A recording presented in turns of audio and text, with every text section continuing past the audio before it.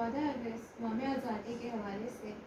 Professor حسن نصری کاظمی سے گزارش ہے کہ اپنی نظم پیش کیجیے۔ شکریہ۔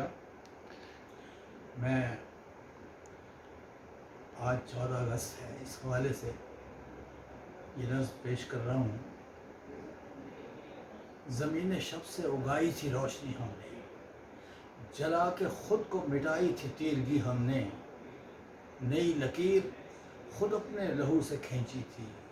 خود اپنے خون سے کیا دائرہ نیا تخلیق، مگر وہ صبح درخشاں جو خواب خواب ہوئی کہ اہل درد کی نظریں ہیں منتظر جس کی،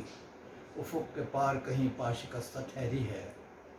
چلو کہ خود ہی گھروں سے نکل کے دیکھ آئیں، یہ دوستوں کی عطا ہے کہ دشمنوں کی جفا، مگر یہ کام بھی ہم پر گراں گزرتا ہے کہ اپنی ذات کا ہم احتساب کر لیتے،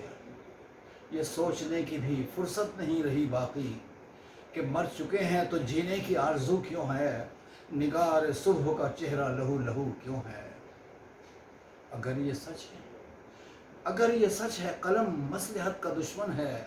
خلوص وقت کی سب سے بڑی حقیقت ہے، نئی سحر کا نیا خواب دیکھنے والوں بڑھو کہ وقت کے پر لگ گئے زمانے کو،